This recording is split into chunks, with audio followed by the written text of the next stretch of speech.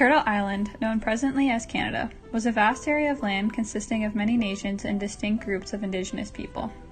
Prior to European colonization, Indigenous people lived on Turtle Island harmoniously, and they traded among each other and other nations.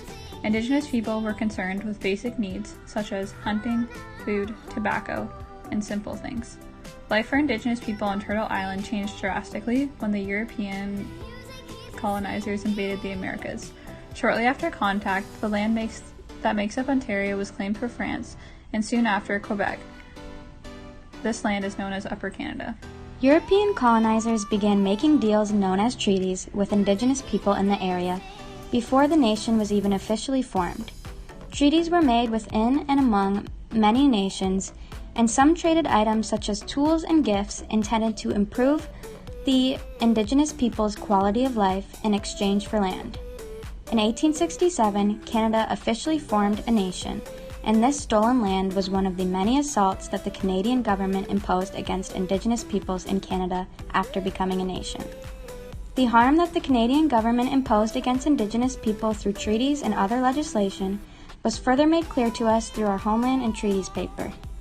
Hi, I'm Haley. I'm Canadian and have lived in Belleville, Ontario for the majority of my life. The Indigenous peoples who reside on this land are the Mohawks of the Bay of Quinte.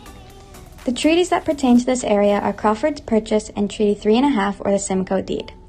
Crawford's Purchase resulted in the forced relocation of the Mississauga peoples from the Bay of Quinte region to Alderville, and the Mohawks of the Bay of Quinte were originally located in what is contemporarily known as New York State prior to Crawford's Purchase in the late 1700s.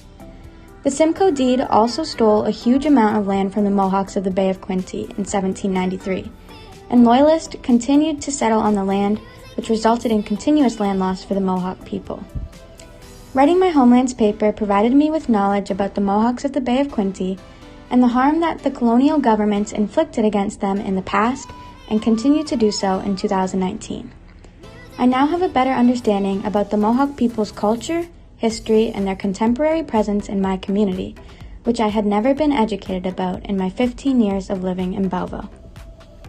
Hi, I'm Emma. I grew up moving around a lot and spent most of my time in Texas. However, in the summer of 2016, I moved to the wonderful city of St. Thomas, Ontario. St. Thomas is a small town located just outside of London, about 15 minutes from Lake Erie. Prior to the 1700s, before contact with the French, English, and Dutch, it is likely that the Anishinaabe nations as well as the Anishinaabe nations were on a neutral land surrounding Lake Erie in what is now known as St. Thomas. As settlers came to this land, the area started to form parts of Ontario and Quebec, calling it Upper Canada. As these lands became more official, the Europeans started to make deals with the Indigenous people and their nation. In the area of St. Thomas, Treaty 2, also known as the McKee Purchase, was signed in the year 1790. The Indigenous people traded their land for goods from the Europeans. Since this treaty was formed, the people who occupy the lands have spread out to surrounding reserves. Although there is no reserves in St. Thomas, there is about 3 within half hour of a driving distance. St. Thomas has little Indigenous presence due to the only Indigenous people there being urban. However, they are working towards rebuilding a friendship center, which closed in 2005 for the people there. Writing my Homelands paper educated me on the Indigenous presence in St. Thomas and how much is still missing.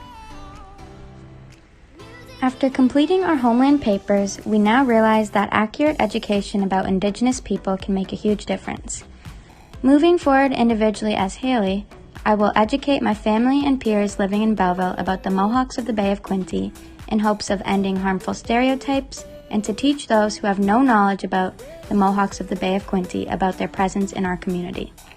I will also support the Mohawks of the Bay of Quinte by attending their events such as the annual powwow and Mohawk Fair and encourage my peers to do the same.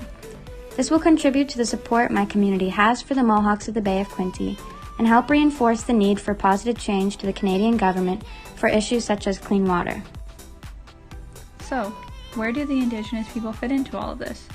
That is a question that both Indigenous people and the Government of Canada have been struggling with for over a century now. The way that Indigenous people have been treated since Canada becoming a nation has been a series of assaults against them. There have been acts such as residential schools, the 60 Scoop, treaties, and the Indian Act, which have had long-lasting effects on the Indigenous people. There's a real lack of voice for Indigenous people of Canada, and we as a nation have a responsibility to do something about that. Canada has introduced the Truth and Reconciliation Act, apologized publicly, and is moving towards a better future. There is plenty of work to be done, and it is of utmost importance that Canada works with the Indigenous people and listens to the voice that they have.